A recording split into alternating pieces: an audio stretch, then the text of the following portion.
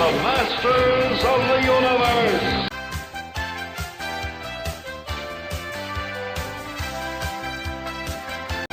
The Vengeance of Skeletor. Of all the beings of the planet Eternia, none was as evil as skull-faced Skeletor. There was no good in him. He stood defiantly on the rim of an active volcano, and using his energy blade, he dared to fight with the lightning that flashed about him. The hatred in his heart was as searing as the volcano's belching smoke. "I thirst for vengeance," Skeletor shouted as the sky responded with a loud crash of thunder.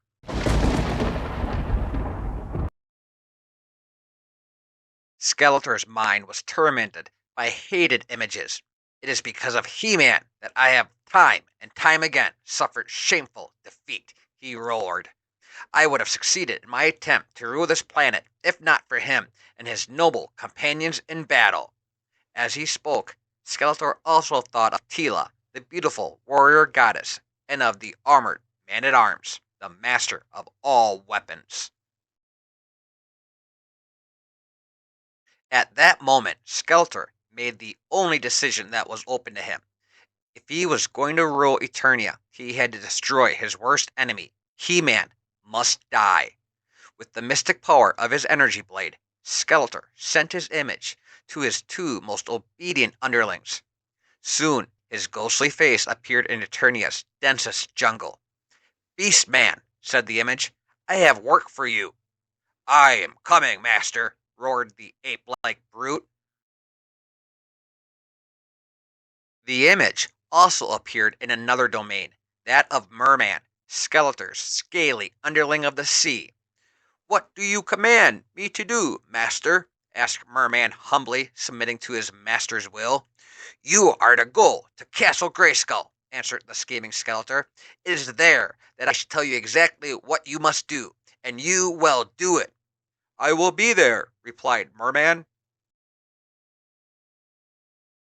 The three sinister beings met in the shadows of Castle Grayskull, that ancient place of wonders that was built by unknown hands some time before the Great Wars. "We are here to serve you," grunted Beastman. "What you command we shall do," added Merman. "You will seek out He-Man, and then," Skeletor almost smiled, "before he can use one of his super weapons against you, you will destroy him." Soon afterwards, a fantastic vehicle sped across the craggy terrain on a cushion of air. Riding the battle ram was He-Man, dressed in the suit that made his already great strength stronger. His thoughts were of Teela, whom he was to meet at a place around the next bend. He-Man could not know that two fiendish beings were waiting for him in ambush. When he heard their screams, it was already too late for him to battle back. With incredible speed and force, Merman kicked He-Man from the battle ram. Then he jumped aside. He-Man recovered quickly, grabbed Merman, and tossed him toward a rock. The Beastman's weapon blazed. "You two never learn," said He-Man as he sidestepped some of the blast from Beastman's weapon. However, He-Man's boast was cut short by another burst from Beastman's powerful weapon. The sounds of battle were heard beyond the ridge. Teela, riding her galloping horse, arrived on the scene to see Beastman regaining his senses. But what concerned her the most was Merman, who had He-Man across his shoulder. He-Man was unconscious, perhaps dead. "There is nothing we can do now," Teela said to her steed, "but wait and hope that He-Man still lives." She held great fear in her heart. For many miles, Merman carried his burden, and never once did He-Man move. At last, as dawn's light crept over the land, the scaly servant of Skeletor reached his destination. The sea was choppy and angry. "I never looked for it," Merman laughed as he tossed He-Man into the cold water, "but I've heard there is no bottom in this sea. It would be interesting to learn if it is true, but you will not be the one to tell." If Merman had not run off to report his success to Skeletor, he could have witnessed a miracle taking place below the water. The icy waters quickly revived He-Man, but as his eyes opened, he beheld a new terror. A monster of the depths was swiftly making its way through the water. Holding his breath, He-Man fought his way to the surface for air as the terrible thing swam after him. He-Man fought for his life, but despite his superhuman strength, he felt his power leaving him. The monster's tentacles wrapped tighter and tighter, and He-Man's life was being squeezed to an end. Yet as He-Man struggled, there was another inhabitant of this domain who had vengeance in his blood. It was Stratos, the Winged Lord, and like He-Man and Teela, he fought for the side of good. "Hold on for just a few moments longer," shouted Stratos as he dived into the icy water. Following his weapon's path, the weapon had released a stream of flame that not even the sea could put out. He-Man felt the tentacles relax and pull away from his body.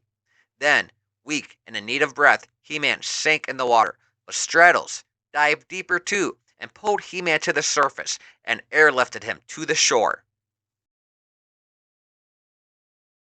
When He-Man regained his breath, he was resting on an island of stone. "Those assassins left me for dead. No doubt Skeletor is already laughing over my death." Stratos grinned. "Then perhaps it is time for us to show Skeletor just who will enjoy the last laugh," he said as he offered He-Man his warrior's grip. "Teela must be worried," He-Man spoke. "If she saw the ambush, she must think I am dead." "Thank the universal powers that you are alive," Teela exclaimed. "Tell me, what happened?" After He-Man explained the events of the night, he changed into a suit that generated its own force field. "We must go after those evil ones," vowed Stratos, "if we are to find out who is laughing." "Beastman ran off toward Castle Grayskull," said Teela. "I am sure Merman went there too." At the castle, Skeletor enjoyed every grisly detail about He-Man's defeat. "How sweet is my revenge!" he shouted. "Now nothing can stop my plans of conquest. At last, the one who threatened me is now cold fish food at the bottom of the sea." "Cold? Would you care to feel my temperature, Skeletor?" mocked the familiar voice of He-Man.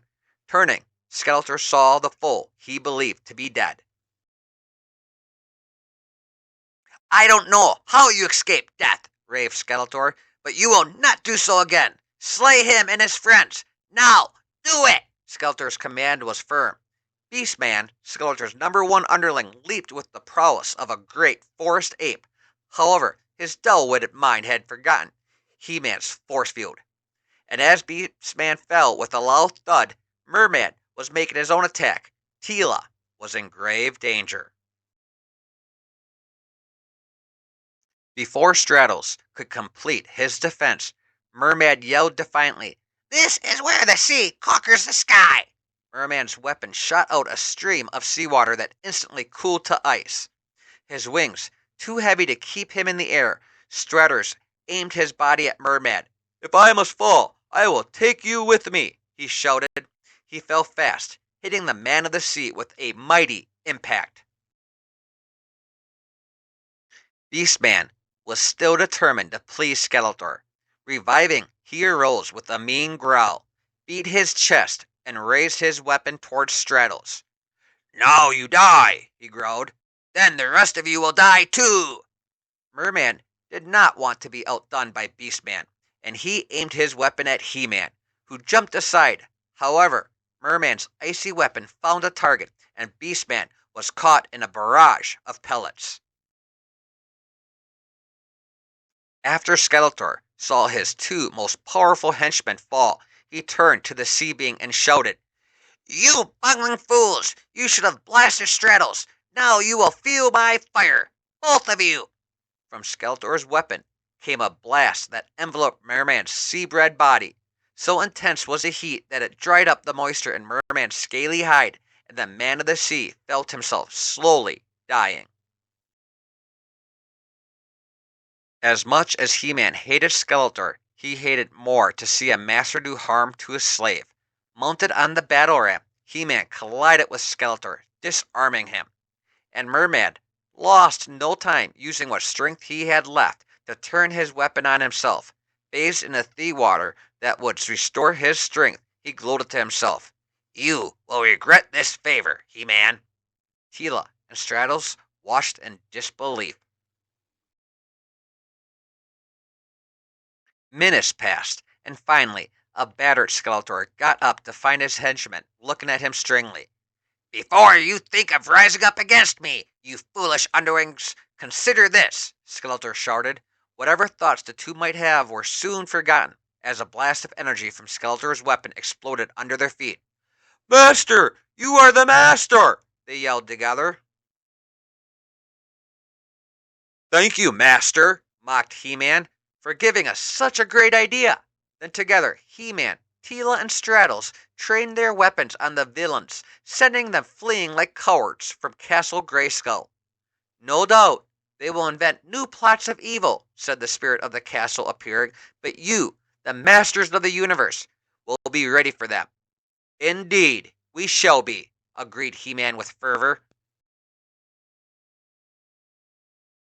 Next time on Tales from Masters of the Universe. Battle in the Clouds. And remember to please share, like, comment, and subscribe. And as always, take care, keep safe, and thank you once again.